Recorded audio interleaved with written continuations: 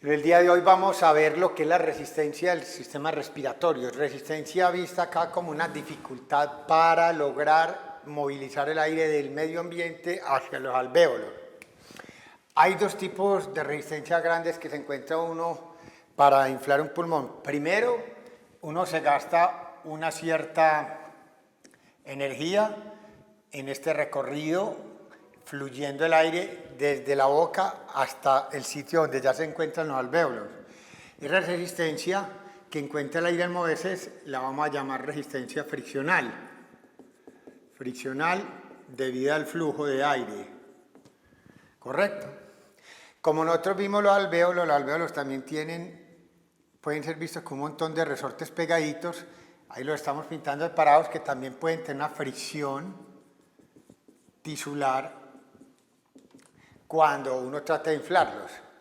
Ya independiente cada alvéolo de por sí, sin tener el roce con el vecino, un resorte tiene cierta dificultad para dejarse distender producto de su elasticidad que tiene. Es más elástico, más difícil será distenderlo, y eso es lo que nosotros llamamos elasticidad de un resorte, que es lo contrario a la facilidad con que yo pueda estirarlo y después deformarlo permanentemente. El sistema respiratorio tiene buenos cuerpos elásticos en el sentido que tiene elastina y colágeno, que van a hacer que cuando yo distienda este resorte trate de retornar a su longitud original.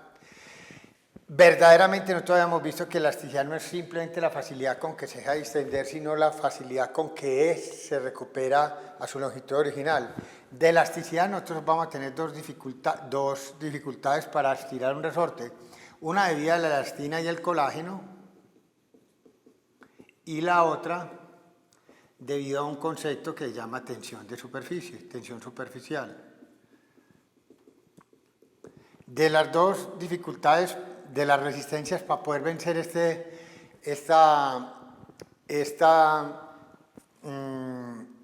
la elasticidad que tiene el pulmón, normalmente el que más contribuye en una persona respirando en CRF más el TIDAL normal es la tensión superficial. Y la fricción que hay, la fricción al flujo explica la mayoría de la resistencia por fricción que hay. Normalmente en una persona la fricción tisular no tiene casi peso. De la fricción total de esta, el 80% estará explicada por esta y un 20% por la tisular. Ahora, de la elasticidad esta es la más importante. Entonces, cuando a uno le hacen un listado de lo que dificultades tiene que vencer el sistema respiratorio para poder tomar el aire, uno es vencer la inercia, que es la tendencia de un cuerpo a permanecer como está, si está en reposo, a seguir en reposo. Es la minoría de la energía que uno gasta y la gran mayoría de los libros la expresan. Segundo, entonces tenemos una resistencia que se llama friccional, y la friccional debida al flujo del aire por las vías aéreas, y la resistencia friccional, producto de que los resortes friccionan uno con otro tanto a nivel pulmonar como de la pared, que lo llamamos tisular. Y la otra es la elasticidad, el trabajo elástico de poder tratar de distender estos resortes, que hay que vencer dos grandes dificultades, la elastina y el colágeno. Y por último, la tensión de superficie. Entonces, esto lo vamos a ver nosotros después, y esto es lo que nosotros nos vamos a ocupar acá, empezando a hacer una descripción de lo que es la tensión de superficie. Entonces, del todo la dificultad que yo tenga para respirar, incluso ya promediando la inercia, la friccional y la tisular, aproximadamente en CRF el 65% del trabajo respiratorio se gasta venciendo el componente elástico y el 35% el resto. ¿Correcto? O sea, todo lo que es friccional. Ahora, miremos qué es el concepto de tensión superficial. El concepto de tensión superficial para nosotros es lo siguiente. En una interfaz agua con aire, nosotros vamos a encontrar que las moléculas de superficie van a estar desigualmente atraídas unas con otras. Esta molécula acá, la superficie, la está trayendo todas estas vecinas, pero en el medio ambiente hay muy poca expresión de vapor de agua, como para explicar que puedan ser atraídas tanto para arriba, como para los lados, como para abajo.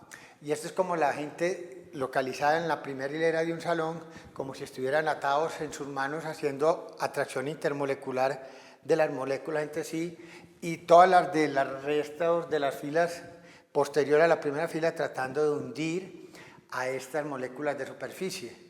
Esa tendencia a hundirlo es simplemente porque el agua llama al agua. El agua tiende a interactuar más con el agua que con el aire. Por eso entonces este jalón que ven de flecha para acá, que sería la acción que ejercen las moléculas de la profundidad sobre estas moléculas de la superficie.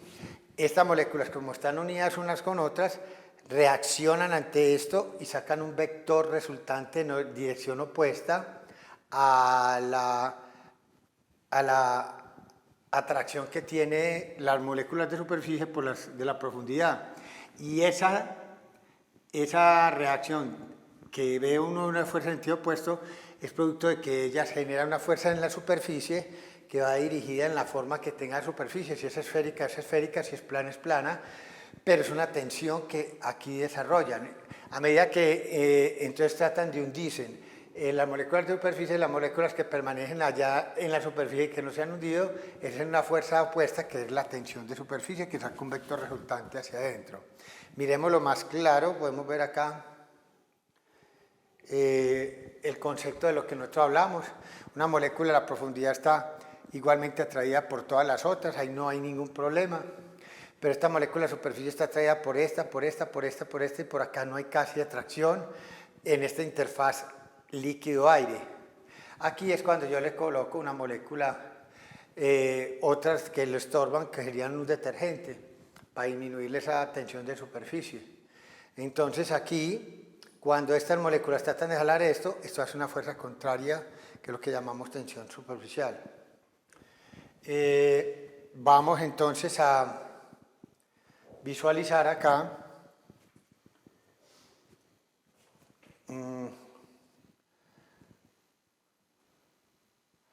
a buscar una que aquí tenemos varias gráficas interesantes sobre esto. Mire, por ejemplo, este es un concepto que nos hace ver el concepto de tensión de superficie. Supuestamente aquí estarían las moléculas de superficie y aquí unas de la más profundidad. A las de la profundidad, jalar esto para acá, para el fondo, ellas reaccionan haciendo una tensión en sentido contrario y tratan de presionar este aire, o sea que tratan de estripar esta burbuja. O sea que la tensión de superficie es una fuerza que es resultante producto de la fuerza inicial que trató de hundir las moléculas de superficie. Y por lo tanto ellas se tensionan generando un vector. La tensión es este vector resultante de acá que saca un vector hacia adentro que se llama presión. Eso presiona el aire y el aire también reacciona. El aire tratará de reaccionar con una fuerza opuesta a esto por principio de acción y reacción. O sea que en el fondo nosotros tenemos varias cuestiones que son aquí importantes de visualizar. Miremoslo acá. Primero, las moléculas de la profundidad hunden a estas de superficie acá. Se tensionan las de la superficie, sacan a esta acción una reacción y tratan de comprimir este alvéolo. El alvéolo que tiene aire acá trata de defenderse, de no darse comprimir mucho y saca un vector resultante, una reacción a esta acción de estas que a la vez era una reacción a la inicial y va a generar una tendencia a defenderse para que el alvéolo no se colapse. Si esta fuerza resultante de la tensión de superficie, que se llama presión, es la misma presión que hace, o fuerza, que hace el aire para no dejarse hundir, pues estripar, entonces simplemente diremos que la burbuja tiene el mismo tamaño. Miremoslo acá mucho más claro. Mire acá la molécula de la superficie acá, siendo hundidas cada una de ellas por estas de la profundidad que aquí no las pintan. Cuando eso ocurre, ellas se tensionan y van a sacar un vector resultante. El aire trata de defenderse golpeando en sentido contrario, y eso es pues importante para que nosotros podamos ver el concepto general de la tensión de superficie. ¿Correcto? Aquí vemos la acción del surfactante. El surfactante, que nosotros vamos a ver la composición después, es una molécula, un detergente que es anfipático, parte soluble en el agua, parte soluble en grasas, y la parte que es liposoluble, que son la cadena de ácidos grasos, mira hacia afuera, hacia el aire, y la cuestión de la cabeza, que es hidrofílica, interacciona con el agua, haciendo que el enlace de dos moléculas de agua sea mucho más débil, y entonces ya esta atracción no es tan marcada, y entonces cuando esto trate de ser hundidas por las de la profundidad, la reacción no va a ser tan fuerte porque no puede interactuar bien con las moléculas que son vecinas. Entonces, el concepto de tensión superficial para nosotros es importante, porque la tensión de superficie es un nuevo resortico que vamos a tener que vencer, en el sentido de que, ¿qué? Siempre que yo me enfrente a un alvéolo que esté tapizado acá con agüita y esta agua está interaccionando con este aire, hay una interfaz agua-aire, y siempre que hay ahí existe tensión superficial. Eso se demostró cuando se hizo con gatos, se hizo insuflación de los pulmones de un gato, se inundaron, se llenó de líquido, entonces ya ahí no había interfaz, se llenó líquido-líquido, y la tensión superficial verdaderamente cambia bruscamente, que es lo que en los libros frecuentemente en las gráficas le va mostrando a uno. Y la tensión de superficie es un concepto que es importante. Mira acá, inflando con solo líquido. Mire que la histéresis prácticamente desaparece, la curva inspiratoria y expiratoria, que normalmente cuando se infla con aire es muy marcadamente diferente. Mire lo que le ocurre acá. Y eso es bueno verlo, ve otra vez en un paciente la histéresis, y la histéresis normal en una respiración con BRF más el volumen tidal. Entonces eso verdaderamente nos marca a nosotros una muy buena diferencia. Bueno, entonces lo que es el concepto de tensión superficial para nosotros es importante, muy exageradamente importante, porque es una tendencia que tiene siempre que nosotros tengamos una interfaz aire-líquido de tratar de colapsar el alvéolo.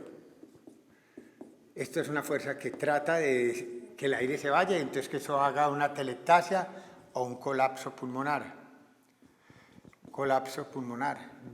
Y ese colapso le vamos a llamar a telectasia pulmonar, y por lo tanto es una fuerza que nosotros tenemos que vencer. Cuando nosotros queramos inflar entonces un alvéolo, vamos a tener que enfrentar dos cuestiones. Que esto tiene elastina y colágeno, y que además tiene una tendencia a retroceder elásticamente para tratar de extirpar ese alvéolo y botarle el aire. Ese es el concepto de tensión superficial, y nosotros tenemos que ver que la tensión de superficie es la misma, no importa la superficie del recipiente. Yo puedo tener un recipiente así. La tensión de superficie expresada en física es la fuerza que yo tengo que hacer por unidad de longitud. Entonces, por unidad de longitud, acá la tensión es la misma, lo mismo que acá, acá, acá, acá. No importa que esto se vuelva más grande, la tensión sigue siendo la misma porque es por la unidad de longitud. Lo mismo si yo expresara esto como si fuera un estrés y en vez de eso lo expresara por unidad de área. También el área, como es por unidad de área, no importa cuán grande sea el área, la tensión de superficie no varía. Y es un concepto que es importante para que lo tengamos en cuenta. Con esto entonces terminamos la primera sesión de lo que vamos a llamar resistencia del sistema respiratorio para respirar.